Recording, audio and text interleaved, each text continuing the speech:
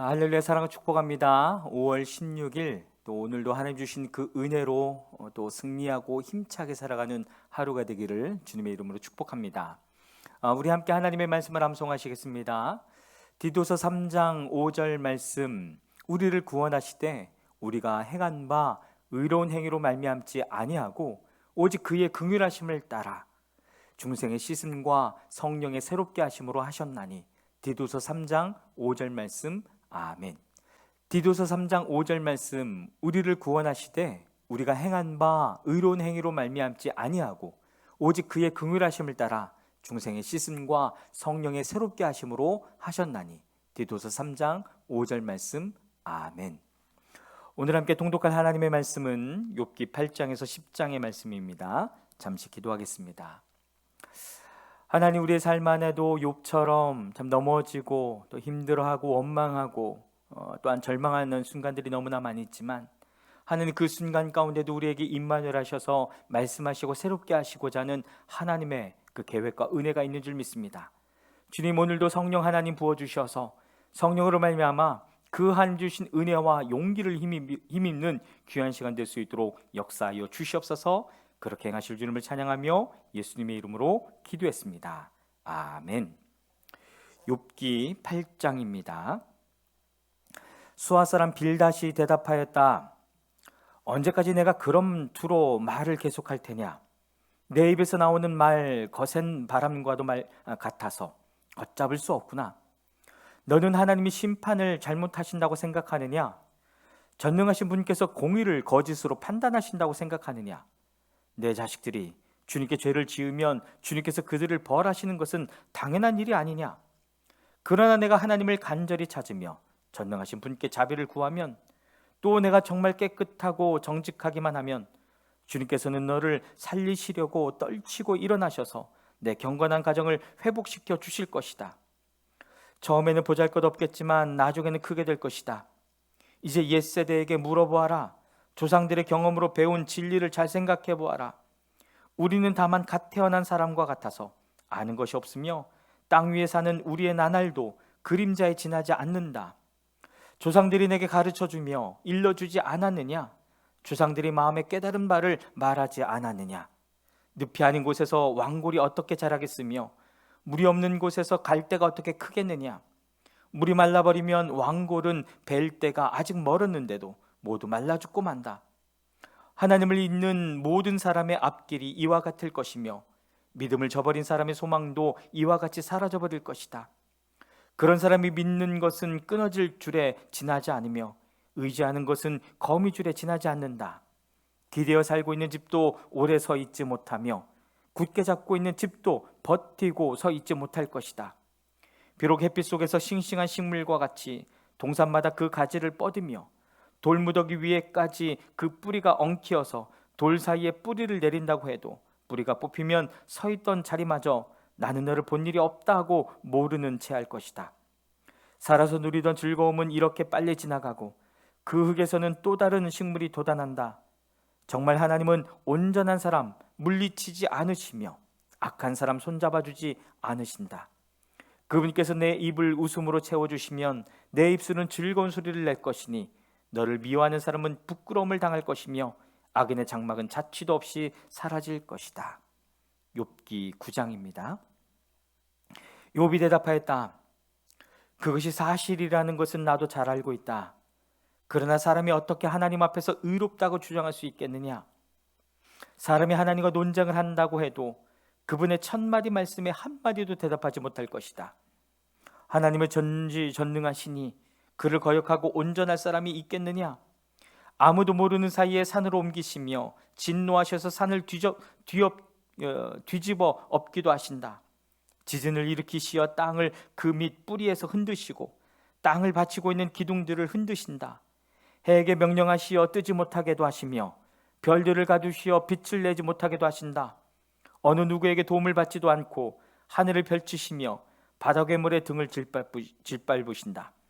북두칠성과 삼성을 만드시고 묘성과 남방의 밀실을 만드시며 우리가 측량할 수 없는 큰 일을 하시며 우리가 헤아릴 수 없는 기이한 일을 행하시는 분이시다. 하나님이 내 곁을 지나가신다 해도 볼 수 없으며 내 앞에서 걸으신다 해도 알 수 없다. 그가 가져가신다면 누가 도로 찾을 수 있으며 누가 감히 그에게 왜 그러시느냐고 할 수 있겠느냐. 하나님이 진노를 풀지 아니하시면 라합을 돕는 무리도 무릎을 꿇는데 내가 어찌 감히 그분에게 한마디라도 대답할 수 있겠으며 내가 무슨 말로 말대꾸를 할 수 있겠느냐. 비록 내가 옳다 해도 감히 아무 대답도 할 수 없다. 다만 나로서 할 수 있는 일은 나를 심판하실 그분께 은총을 비는 것뿐이다. 비록 그분께서 내가 말하는 것을 허락하신다 해도 내가 부르짖는 소리를 귀 기울여 들으실까? 그분께서 머리털 한 오라기만 하찮은 일로도 날 이렇게 짓눌러 부수시고 나도 모를 이유로 나에게 많은 상처를 입히시는데 숨 돌릴 틈도 주시지 않고 쓰라림만 안겨주시는데 그분께서 내 간구를 들어주실까? 강한 쪽이 그분이신데 힘으로 겨룬다고 한들 어떻게 이기겠으며 재판에 붙인다고 한들 누가 그분을 재판장으로 불러올 수 있겠느냐. 비록 내가 옳다고 하더라도 그분께서 내 입을 시켜서 나를 정죄하실 것이며 비록 내가 흠이 없다고 하더라도 그분께서 나를 틀렸다고 하실 것이다. 비록 내가 흠이 없다고 하더라도 나도 나 자신을 잘 모르겠고 다만 산다는 것이 싫을 뿐이다. 나에게는 모든 것이 한 가지로만 여겨진다. 그러므로 나는 그분께서는 흠이 없는 사람이나 악한 사람이나 다 한 가지로 심판하신다고 말할 수밖에 없다. 갑작스러운 재앙으로 다들 죽게 되었을 때에도 죄 없는 자마저 재앙을 받는 것을 보시고 비웃으실 것이다. 세상의 악한 권세자의 손에 넘어가도 주님께서 재판관의 눈을 가려서 제대로 판결하지 못하게 하신다. 그렇지 않다고 하면 그렇게 하는 이가 누구란 말이냐? 내 일생이 달리는 경주자보다 더 빨리 지나가므로 좋은 세월을 누릴 겨를이 없습니다.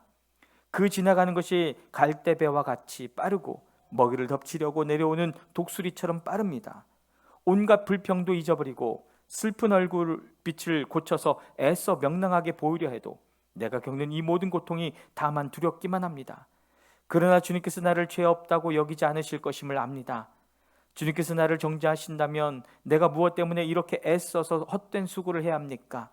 비록 내가 비누로 몸을 씻고 제물로 손을 깨끗이 닦아도 주님께서 나를 다시 시궁창에 쳐넣으시니 내 오신들 나를 좋아하겠습니까? 하나님이 나와 같은 사람이기만 하여도 내가 그분께 말을 할 수 있으련만, 함께 법정에 서서 이 논쟁을 끝낼 수 있으련만, 우리 둘 사이를 중재할 사람이 없고 하나님과 나 사이를 판결해 주리가 없구나. 내게 소원이 있다면 내가 더 두려워 떨지 않도록 하나님이 채찍을 거두시는 것, 그렇게 되면 나는 두려움 없이 말하겠다. 그러나 나 스스로는 그럴 수가 없는 줄을 알고 있다. 욥기 10장입니다. 산다는 것이 이렇게 괴로우니 나는 이제 원통함을 참지 않고 다 털어놓고 내 영혼의 괴로움을 다 말하겠다. 내가 하나님께 아뢰겠다. 나를 죄인 취급하지 마십시오. 무슨 일로 나 같은 자와 다투시는지 알려주십시오. 주님께서 손수 만드신 이 몸은 학대하고 멸시하면서도 악인이 세운 계획은 잘만 되게 하시니 그것이 주님께 무슨 유익이라도 됩니까? 주님의 눈이 살과 피를 가진 사람의 눈이기도 합니까? 주님께서도 매사를 사람이 보듯이 보신단 말입니까? 주님의 날도 사람이 누리는 날처럼 짧기라도 하단 말입니까? 주님의 횟수가 사람이 누리는 횟수와 같이 더덥기라도 하단 말입니까? 그렇지 않다면야 어찌하여 주님께서는 기어이 내 허물을 찾아내려고 하시며 내 죄를 들추어내려고 하십니까? 내게 죄가 없다는 것과 주님의 손에서 나를 빼낼 사람이 없다는 것은 주님께서도 아시지 않습니까? 주님께서 손수 나를 빚으시고 지으셨는데 어찌하여 이제 와서 나에게 등을 돌리시고 나를 멸망시키려고 하십니까? 주님께서는 진흙을 빚듯이 몸소 이 몸을 지으셨음을 기억해 주십시오. 어찌하여 주님께서는 나를 티끌로 되돌아가게 하십니까? 주님께서 내 아버지에게 힘을 주셔서 나를 낳게 하시고 어머니가 나를 품에 안고 젖을 물리게 하셨습니다. 주님께서 살과 가죽으로 나를 입히시며 뼈와 근육을 엮어서 내 몸을 만드셨습니다. 주님께서 나에게 생명과 사랑을 주시고 나를 돌보셔서 내 숨결까지 지켜주셨습니다. 그러나 지금 생각해보니 주님께서는 늘 나를 해치실 생각을 몰래 품고 계셨습니다. 주님께서는 내가 죄를 짓나 안 짓나 지켜보고 계셨으며 내가 죄를 짓기라도 하면 용서하지 않으실 작정을 하고 계셨습니다.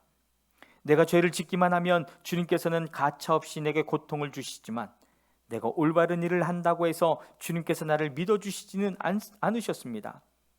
그러니 나는 수치를 가득 덮어쓰고서 고통을 몸으로 겪고 있습니다.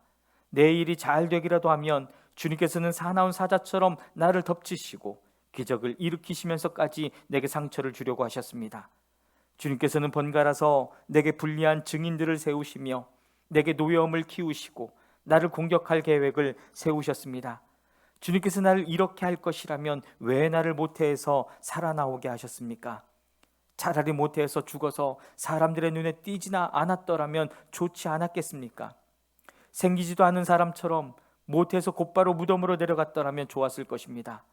내가 살 날도 이제 얼마 남지 않았습니다. 나를 좀 혼자 있게 내버려 두십시오. 내게 남은 이 기간만이라도 내가 잠시라도 쉴 수 있게 해주십시오. 어둡고 캄캄한 땅으로 내려가면 다시는 돌아오지 못합니다. 그리로 가기 전에 잠시 쉬게 해주십시오. 그 땅은 흑암처럼 캄캄하고 죽음의 그늘이 두려워져서 아무런 질서도 없고 빛이 있다 해도 흑암과 같을 뿐입니다. 아멘.